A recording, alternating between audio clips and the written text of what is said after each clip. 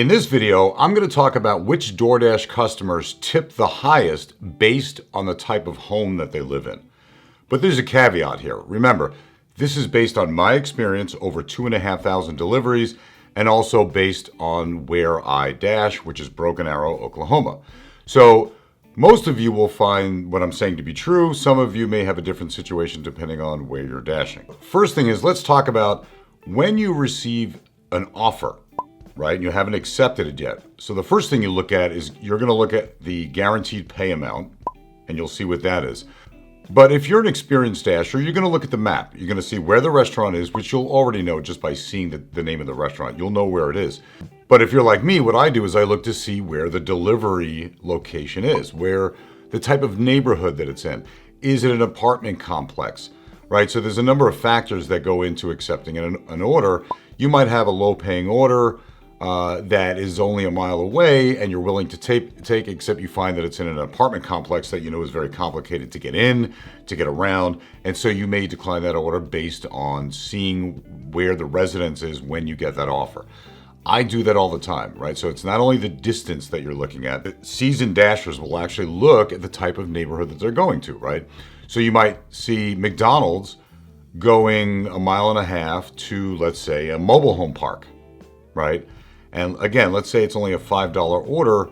Many people would look at that and say, you know what? I don't want to deliver there because chances are it's not going to be more than $5. It's an okay order, but I don't want to take it because they're not going to tip very much, right? So that's what we're going to talk about today. Let's go over the 4 types of residences that I figure cover the bulk of all the orders, which is mobile home parks, apartment complexes, modest homes, right? Just average size homes, and $1 million homes. Okay? So let's start this with apartment complexes.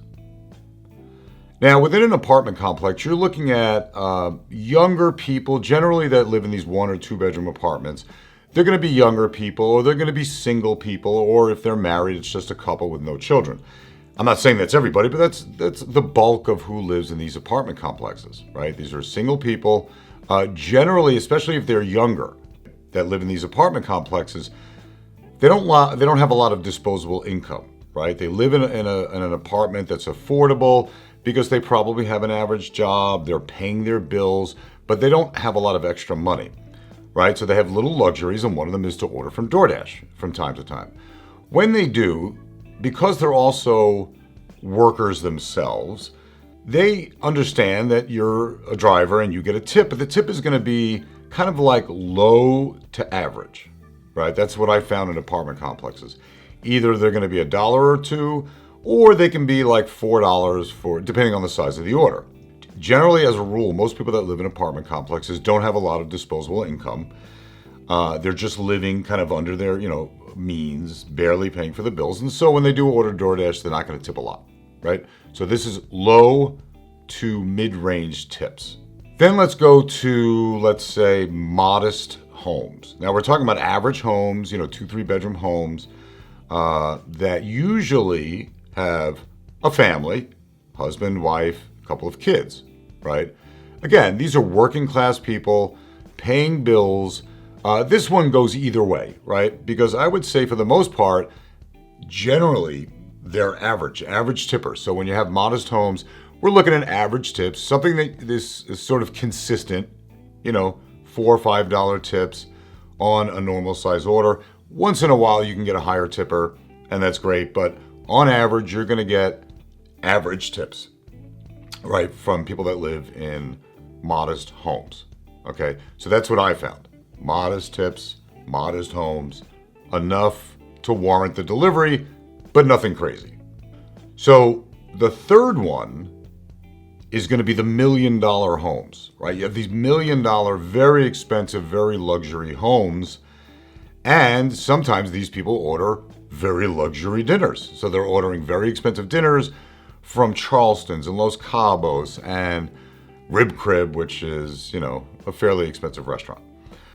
I have found, in my experience, that $1 million homes are owned by usually people with better careers, like accountants, people that own their own businesses. So people that generally have a larger income. But here's the thing. People that are wealthy generally don't throw money away. They don't waste money. They're very frugal. They're not cheap, but they really guard where their money's going. That's how they get to where they are, how they build businesses and how they have money. And so I think there's a bit of a disconnect when it comes to people that are, let's say, the vice president of a corporation in the city.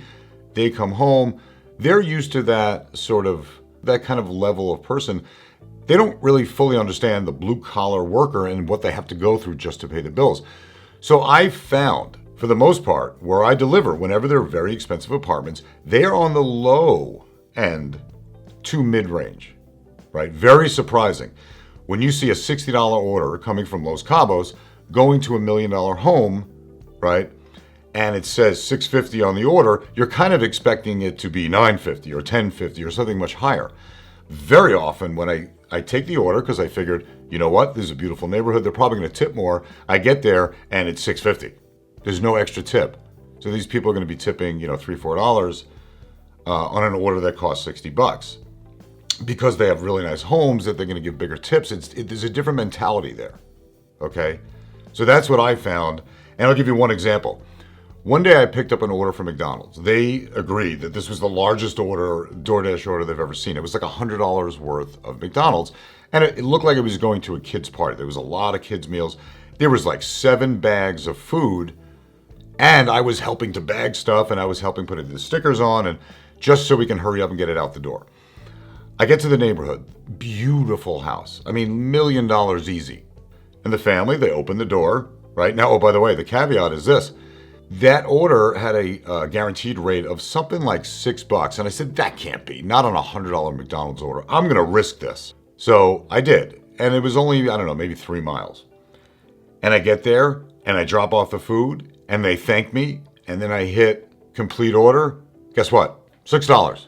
That's all it was.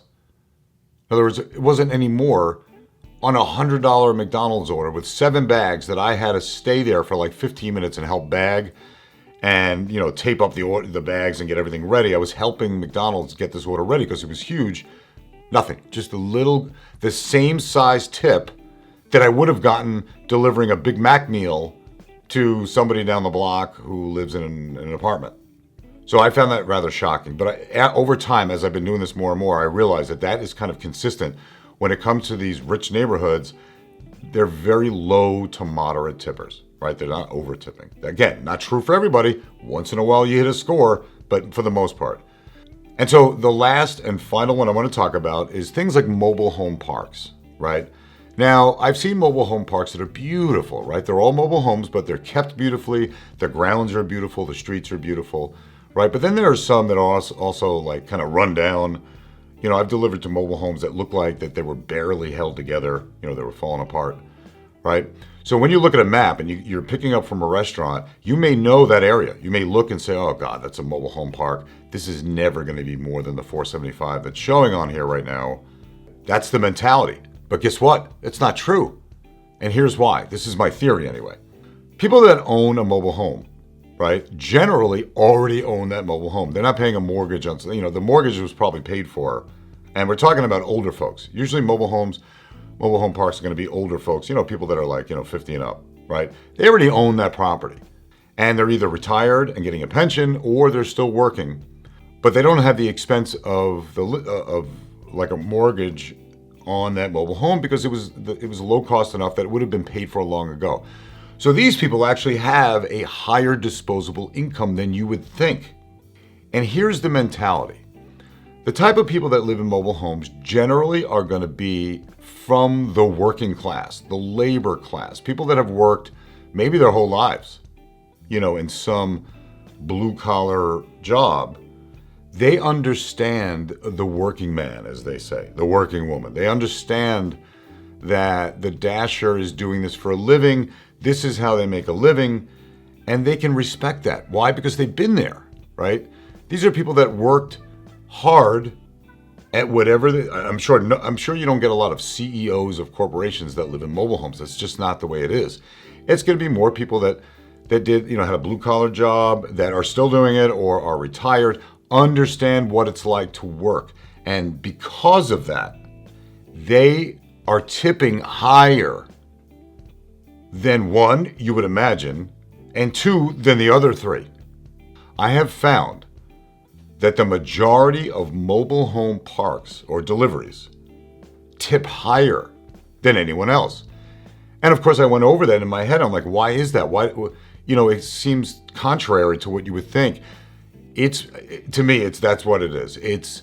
These are working class people that know what it's like to work hard for a living. They respect the dasher and what they have to do to make a living, right? And they're going to tip accordingly because they feel a sort of camaraderie with the dasher in that you're both hard workers. You should get compensated for it. They did, now you will.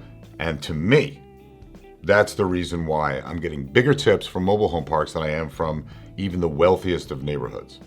So I would say, in order of tips, you have at the bottom, you have apartment complexes and rich neighborhoods sort of tied for first place in the low to moderate range. And then you have moderate homes, small, average size homes. They generally, the higher majority is going to tip in the mid-level range. In other words, decent tips, average tips, respectable tips, tips that would make you want to take the order. And then, number one on this list, mobile home parks, right? Mobile home parks. And by the way, not only mobile home parks, but very tiny houses. Whenever you see very, very small houses that have a value of about 50 grand. So the top of this list is going to be mobile home parks for the highest tippers. Now, again, this is my experience over 2,500 deliveries. This is what I've summed up about the type of residences and the type of tips that I can expect. Most of the time it's correct. What I think is going to happen actually does happen. You may have a different situation. You may have a different opinion. If you do, let me know in the comments below. Tell me what it's like in your neighborhood, or if you feel like I'm correct in my summation of who tips better, okay? Hopefully you found some value in this video. If you did, give me a thumbs up, subscribe to the channel if you haven't done so, and I'll see you guys in the next video.